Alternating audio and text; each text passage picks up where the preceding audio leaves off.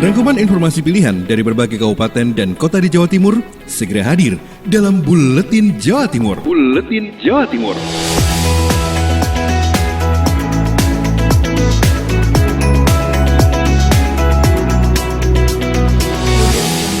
Sahabat, kembali berjumpa dengan saya Lydia Murniati dalam program Buletin Jawa Timur. Untuk edisi hari ini, segera kita simak informasi selengkapnya.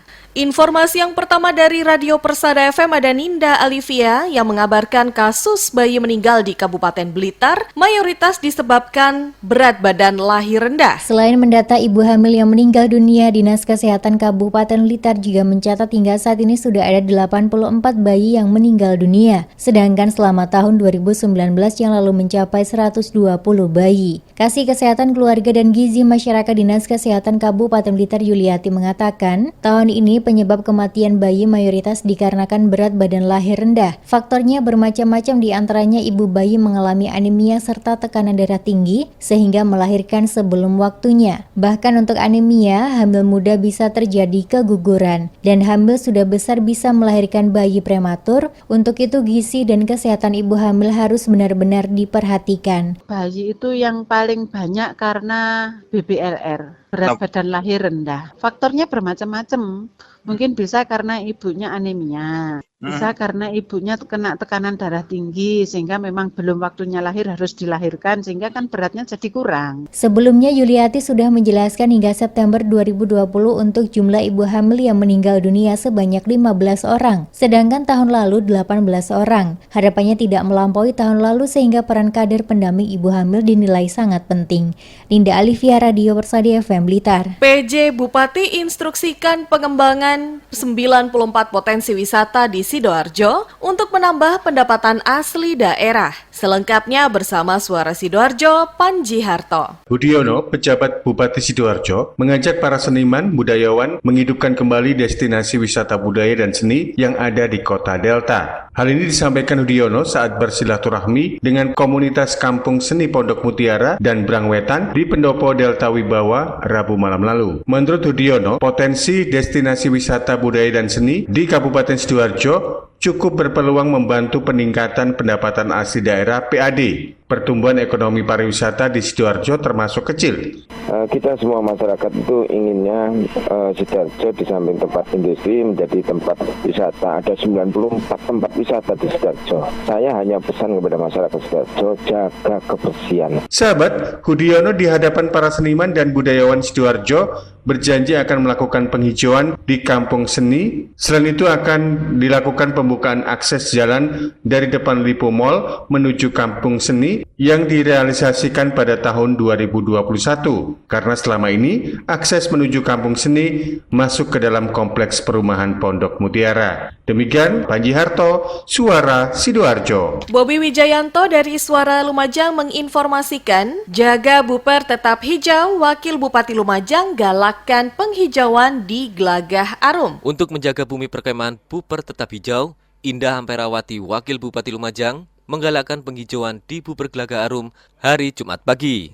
Penghijauan kali ini dilakukan bersama Pramuka Lumajang dan PMI Kabupaten Lumajang. Wabub yang juga merupakan Ketua Kuartir Cabang Pramuka Lumajang menjelaskan bahwa penghijauan akan terus dilakukan secara berkala di bumi perkemahan Glagah Arum dengan luas sekitar 10 hektar tersebut. Sementara itu, Suyatno, pengurus Kuartir Daerah Jawa Timur menjelaskan bahwa Kuarda Jatim serentak di Jatim memberikan bibit untuk menghijaukan bumi perkemahan. Ia juga mengapresiasi upaya Kuarcap Lumajang dalam mewujudkan bumi perkemahan yang layak dan bagus. Sementara itu, Budi Santoso, Ketua PMI Lumajang menyampaikan bahwa kegiatan penghijauan merupakan kolaborasi antara PMI dengan Pramuka Lumajang, yakni melaksanakan penghijauan jumlah bibit 1000 pohon yang terdiri dari bibit buah-buahan dan tanaman keras. Bobi Wijayanto, Suara Lumajang FM, mengabarkan. Dalam menghadapi cuaca ekstrim akhir tahun, Pemkab Ngawi menggelar apel siaga bencana alam. Selengkapnya bersama Akmal Mustafa, Suara Ngawi. Pemerintah Kabupaten Ngawi siap menghadapi datangnya bencana alam akhir tahun 2020. Dengan menggelar apel siaga bencana yang dipimpin Budi Sulistiono-Garang Bupati Ngawi yang bertempat di Taman Candi, menandakan pemerintah Kabupaten Ngawi siap mengantisipasi bencana alam di Kabupaten Ngawi tahun 2020-2021. Budi Sulistiono-Garang Bupati Ngawi mengatakan sinergi antar lembaga sudah terbangun saat ini. Jadi, jika sewaktu-waktu masyarakat membutuhkan, pemerintah Kabupaten Ngawi siap membantu. Hari ini kita banyak hal simulasi bagaimana melakukan pertolongan masyarakat yang mungkin suatu saat ada kemungkinan terjebak banjir dan lain sebagainya. Kita selalu siap. Yang bisa kita lakukan adalah semua komponen masyarakat, aparat, kita harus waspada untuk mengantisipasi. Kanang juga menghimbau jika nanti terjadi bencana alam, masyarakat Kabupaten Ngawi harus segera mematuhi petugas evakuasi. Karena dalam mengatasi bencana alam, kita harus saling percaya satu sama lain dan taat terhadap aturan. Akmal Mustafa, Suara Ngawi. Suara Kota Probolinggo menginformasikan gelar seni pelajar New Normal, upaya Disdikbud Kota Probolinggo beri ruang berekspresi di masa pandemi bersama Vivi Agustiani. Gelar seni pelajar New Normal 2020 yang digelar oleh Dinas Pendidikan dan Kebudayaan Kota Probolinggo berlangsung seru hari Jumat malam lalu di Gedung Puri Manggala Bakti Kantor Wali Kota Probolinggo. Event tersebut digelar secara virtual melalui live streaming media sosial milik pemerintah Kota Probolinggo, mulai dari Facebook, Instagram, dan YouTube. Gelar seni pelajar menampilkan tarian dan ludruk dari para pelajar di Kota Probolinggo. Kasih Sejarah dan Tradisi Dinas Pendidikan dan Kebudayaan Kota Probolinggo, Novi Bayuwardani menjelaskan, gelar seni pelajar virtual tersebut merupakan upaya pemerintah Kota Probolinggo dalam pelestarian dan pengelolaan keragaman budaya, khususnya pembinaan sejarah dan tradisi di Kota Mangga, dengan tujuan untuk memberikan ruang ekspresi dan menyalurkan minat bakat bagi siswa-siswi pelajar, khususnya tingkat SD dan SMP di masa pandemi COVID-19. Pada kesempatan tersebut, Disdikbud melalui Kasih Sejarah dan Tradisi juga menyerahkan penghargaan kepada para pengisi acara Gelar Seni Pelajar 2020.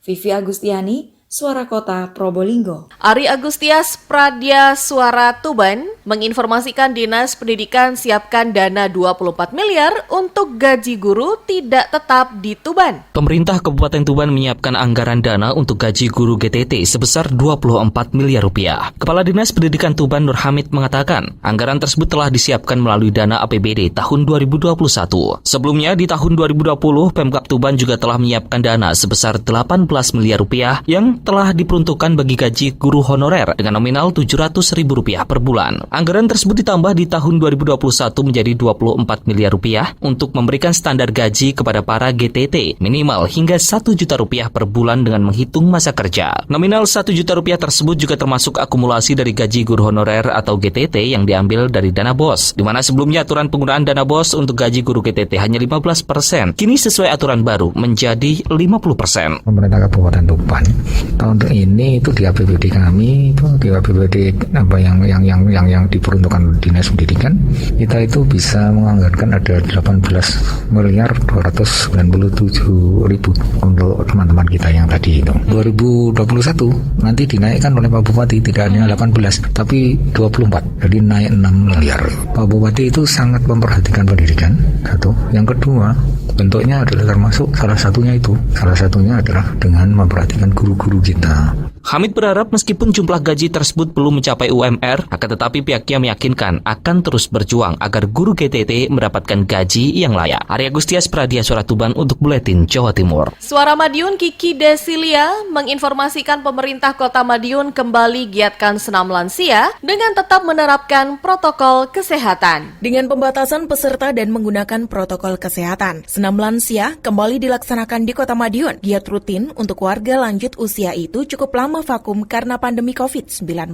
Wali Kota Madiun Maidi memiliki alasan tersendiri mengaktifkan lagi olahraga dan pemberian asupan gizi bagi warga sepuh tersebut. Senam itu biasanya memang diikuti seluruh lansia di Kota Madiun. Rutin dilaksanakan 1 bulan sekali. Kegiatan biasanya juga dilakukan di lingkungan masing-masing setiap minggunya. Wali Kota menyebut lansia dinilai sudah cukup jenuh di rumah. Hal itu dinilai kurang bagus untuk kesehatan mereka. Melalui senam, Wali Kota Madiun berharap kesehatan kesehatan lansia terjaga secara fisik maupun mental. Kegiatan senam sengaja di bumi perkemahan Ngerowo Bening, sebab kawasan bumi perkemahan memiliki oksigen yang bagus karena banyak pepohonan besar. Kedepan Ngerowo akan sering digunakan untuk kegiatan yang melibatkan lansia. Kiki Desilia, Suara Madiun. Meski ikut terdampak COVID-19, sejumlah pajak daerah Kota Blitar berhasil mencapai target. Selengkapnya bersama Kirana Nisa. Meski pandemi COVID-19 sempat berpengaruh terhadap lesunya perekonomian daerah, namun tidak menurunkan kesadaran masyarakat untuk tetap membayar pajak, terutama bagi para pemilik usaha. Alhasil beberapa pos pajak daerah Kota Blitar berhasil terpenuhi, bahkan melampaui target yang ditetapkan pemerintah. Widodo Sabtono Johannes, Kepala Badan Pengelolaan Keuangan Aset Daerah BPKAD Kota Blitar, mengatakan salah satu pajak daerah yang saat ini sudah melampaui target adalah pajak hotel. Dari target 485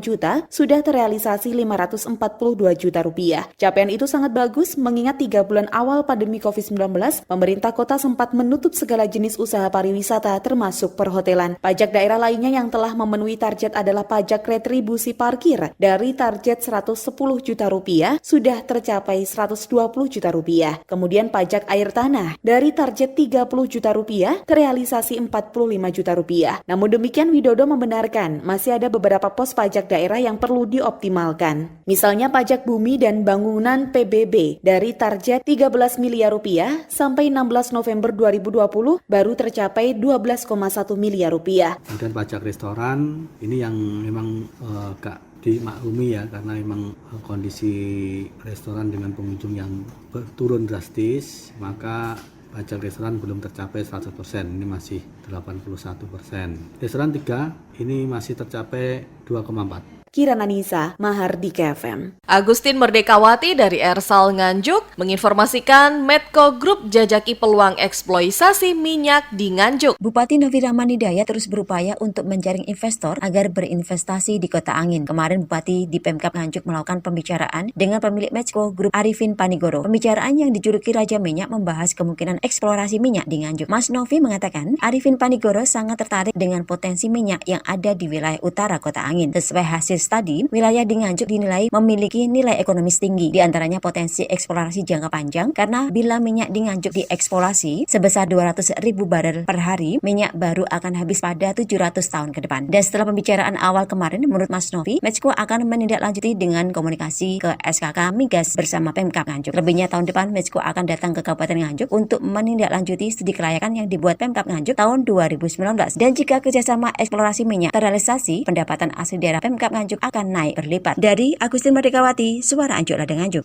Penutupan pameran seni lukis, fotografi, dan juga patung selengkapnya bersama Alfian Firdaus, Radio Blambangan FM. Selama 1 pekan, pameran seni lukis, fotografi, dan patung disuguhkan di Pelinggihan Dinas Kebudayaan Pariwisata Banyuwangi sejak 14 hingga 21 November 2020.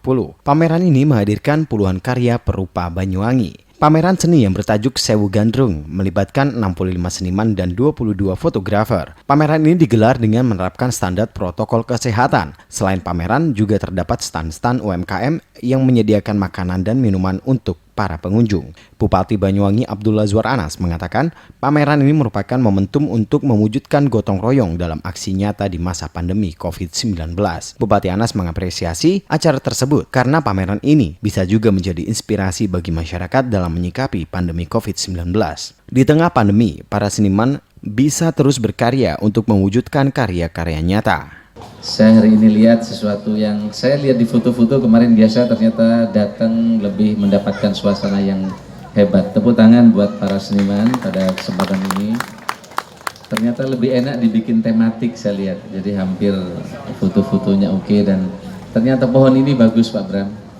Setelah digabung dengan instalasi, dan inilah hebatnya seni, kemudian bisa membuat sejuk, membuat damai, dan berbagai ide, gagasan bisa dituangkan di dalam lukisan-lukisan ini. Kepala Dinas Kebudayaan dan Pariwisata, Muhammad Yanwarto Bramuda, mengatakan hadirnya pelaku seni rupa ini membawa kebaikan bagi Banyuwangi. Menurut Bramuda, selama ini seni lukis, fotografi, dan seni patung menjadi bagian penting bagi perkembangan pariwisata di Banyuwangi. Alfian Firdaus melaporkan. Dan info terakhir dari Realita FM, demi keselamatan kesehatan masyarakat, kerapan sapi Piala Presiden di Madura ditunda Selengkapnya bersama Kholik Maulidi. Kerapan sapi Piala Presiden RI yang semula akan digelar hari Sabtu 21 November 2020 yang terletak di lapangan Priok, Kecamatan Ketapang, Sampang ditunda hingga waktu yang belum bisa ditentukan. Ketua Panitia Kerapan Sapi Piala Presiden RI tahun 2020, Firmansyah Ali memohon maaf kepada masyarakat Madura karena hiburan rakyat yang bersifat melestarikan budaya Madura tersebut tidak dapat digelar pada tanggal yang telah ditentukan. Kabid Kemasyarakatan Bakorwil 4 Pemprov Jatim Firmansyah Ali mengatakan, awalnya disepakati kerapan sapi tanpa penonton. Kemudian dengan berat hati, terpaksa kerapan sapi ini ditunda. Semua demi keselamatan kesehatan masyarakat serta mencegah terjadinya kerawanan sosial. Sapaan akrabnya Cak Firman menegaskan bahwa kerapan sapi Piala Presiden merupakan tradisi warisan leluhur Madura yang wajib dilestarikan agar tidak hilang di telan zaman. Namun dikarenakan situasi dan kondisi politik nasional sangat tidak memungkinkan, maka ditunda hingga waktu yang belum dapat dipastikan. Pengurus wilayah Nahdlatul Ulama Jawa Timur ini berharap mudah-mudahan situasi dan kondisi nasional terutama di bidang kesehatan masyarakat dapat segera membaik agar kerapan sapi yang telah ditunggu-tunggu oleh banyak masyarakat dari dalam maupun dari luar Madura dapat segera digelar kembali.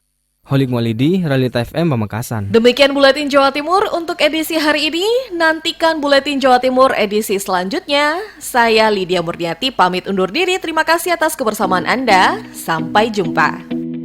Rangkuman informasi pilihan dari berbagai kabupaten dan kota di Jawa Timur baru saja sahabat dengarkan dalam Buletin Jawa Timur. Buletin Jawa Timur. Buletin Jawa Timur bisa sahabat dengarkan Senin sampai Jumat jam 8 pagi dan 4 sore.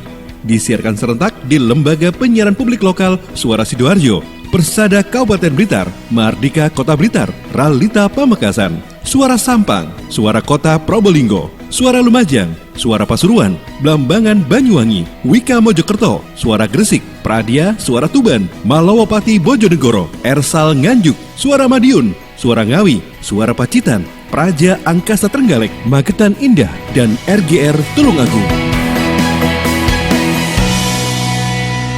Persembahan dari Asosiasi Lembaga Penyiaran Publik Lokal Jawa Timur.